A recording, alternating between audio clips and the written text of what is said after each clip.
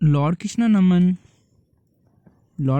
my all sweet dear student, my all dear student.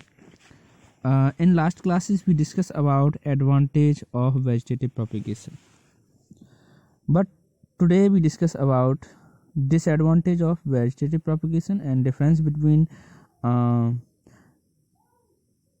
advantage and disadvantage. Okay, advantage. What is advantage? No need external agencies, insect and wind. यानी कि जैसे अभी हम आपको pollination वगैरह पढ़ाएंगे तो उसमें क्या होगा कि मेल गैमेट को फीमेल गैमेट के पास पहुंचने के लिए किसी न किसी एजेंसीज की ज़रूरत पड़ेगी, इंसेक्ट या विंड की ज़रूरत पड़ेगी। लेकिन वेजिटेटिव प्रोपेगेशन में इसकी ज़रूरत नहीं है। Food is usually present in the vegetative structure, यानी कि फूड जो होता है इसकी वेजिटेटिव स्ट्रक्चर में ऑलरेडी प्रेजेंट होता है। A rapid development of word into daughter plants can take place. यहाँ पर जो वर्ड निकलती है यानी कि पेरेंट सेल से, पेरेंट जो ऑर्गेनिज्म है उससे जो बर्ड निकलती है, तो ये bird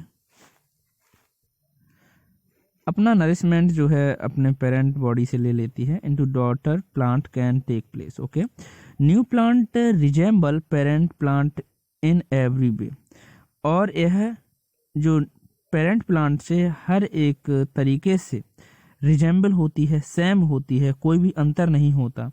involve only one parent, और यहाँ पर ओनली वन पेरेंट से ही इनकी जनरेशंस जो है आगे बढ़ जाती है। ओके, अब डिसएडवांटेज क्या क्या है? लैक ऑफ डिस्पर्सल मैकेनिज्म में लीड टू ओवर क्राउडिंग, यानी कि यह क्या होगा कि यहाँ पर डिस्पर्सल नहीं होगा। डिस्पर्सल का मतलब होता है एक जगह से दूसरी जगह डिस्पर्स हो जाना, तो डिस्पर्स नहीं हो पाएगा तो ओवर क्राउडिंग देखने को मिलेगा। ये लीड करेगा ओवर क्राउडिंग, यानी जो प्लांट हैं एक ही जगह बहुत सारे प्लांट मतलब ग्रो अप कर जाएंगे, है ना। New plant are less varied, यानी कि जो नए प्लांट हैं वो वेरी नहीं करेंगे, एक दूसरे से डिफरेंट नहीं होंगे बिल्कुल भी, क्योंकि किसी भी तरह से डीएनए चेंज नहीं हुआ है। यानी कि पेरेंट जो ऑर्गेनिज्म है उसी से एक नया जीव बना है, तो कहीं भी किसी भी तरह का चेंज देखने को नहीं मिलेगा। New plant may be less adaptable to change in environment condition, यानी कि जो नया प्लांट है उसमें कम से कम एडेप्टेबल चेंज देखने को मिलेगा एनवायरनमेंट कंडीशन। उसी कंडीशन में उसे ग्रो करना है तो कोई ज़्यादा प्रॉब्लम्स उसे नहीं फेस करनी पड़ेगी। Okay student, my all dear student, natural vegetative propagation में और आर्टिफिशियल वेजिटेटिव प्रोपेगेशन में एक डिफरेंस आपको लिखना होगा। ये क्या है देख लीजिए। Natural vegetative propagation refer to the natural development of a new plant without human intervention, यानी कि जो नेचुरल वेजिटेशन है, प्राकृतिक वेजिटेशन है, प्रोपेगेशन यहाँ पे है, वह पूरी तरह से प्राकृतिक रूप से डेवलप होगा, इसमें किसी भी तरह से कोई ह्यूमन इंटरफेयर नहीं देखने को मिलेगा। लेकिन आर्टिफिशियल वेजिटेटिव जो है, आर्टिफिशियल होता है कृत्रिम, यानी कि जो मनुष्य के द्वारा ही हो। ऐसा प्रोपेगेशन जो आर्टिफिशियली डेवलप किया जाए new plant by mean of human intervention, यानी कि पूरी तरह से ह्यूमन इंटरवेंशन के द्वारा ही यह प्रोपेगेशन, वेजिटेटिव प्रोपेगेशन देखने को मिलेगा। जैसे मैंने आपको ड्राफ्टिंग के बारे में बताया था, है ना स्टूडेंट, तो वो आर्टिफिशियल था। Okay, natural occur in plant, यानी ये प्राकृतिक रूप से पाया जाता है, लेकिन अगर हम आर्टिफिशियल में बात करें तो occur under the influence of man, यानी कि मैन के द्वारा यहाँ पे इन्फ्लुएंस किया जाता है।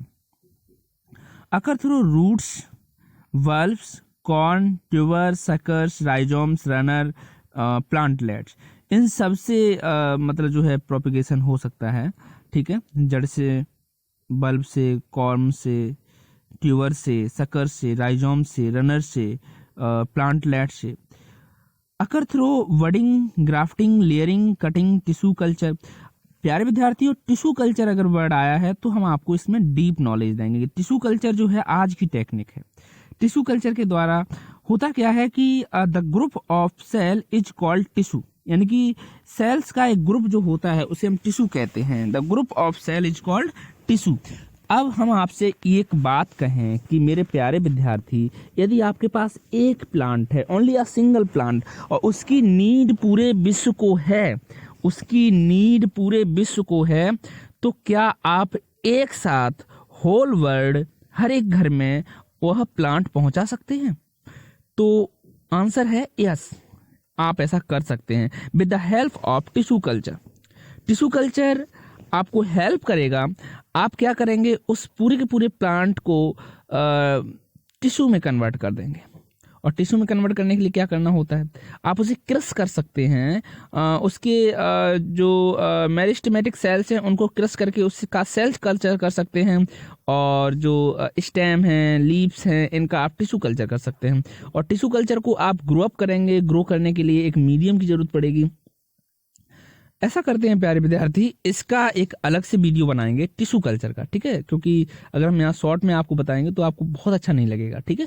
तो टिश्यू कल्चर कैसे होता है मैं आपको मतलब एक अलग से वीडियो बना के समझा दूंगा। अभी ये समझ लो कि टिश्यू कल्चर एक आर्टिफिशियल मेथड है वेजिटेटिव प्रोपिगेशन का। कौन सा मेथड है? आर्टिफिशियल, यानी कि मनुष्य के द्वारा किया जाता है ये, ठीक है।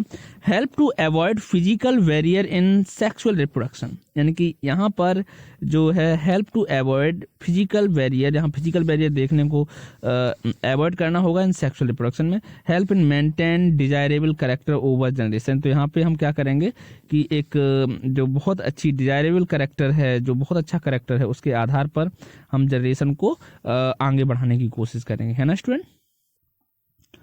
Disadvantage of vegetative propagation: plant lost their vigor with time as there is no genetic variation। तो यहाँ पर कोई भी जेनेटिक वेरिएशन देखने को नहीं मिलेगा।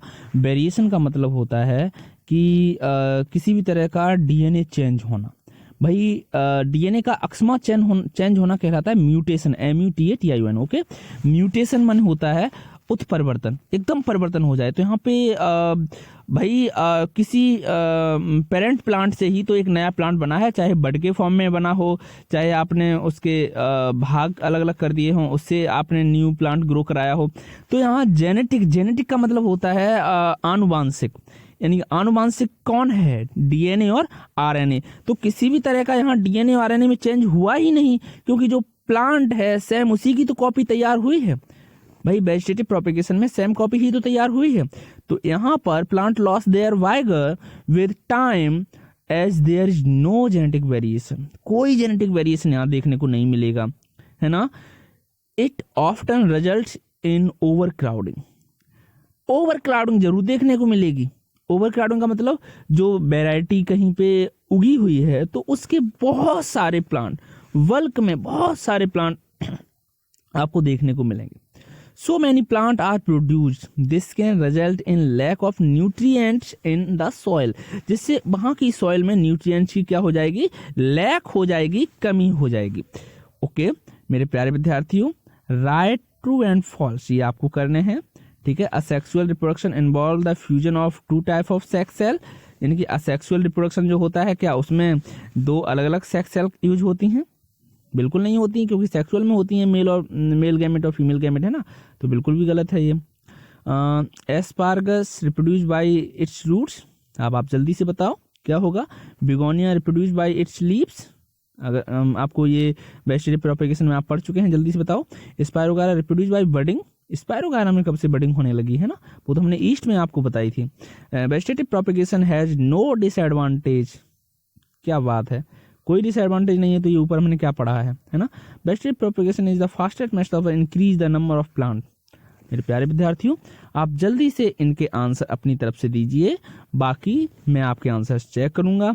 उसके बाद जब मैं एक्सरसाइज कराऊंगा तो सारे पॉइंट आपको क्लियर कर दूंगा। Okay student, thank you very much.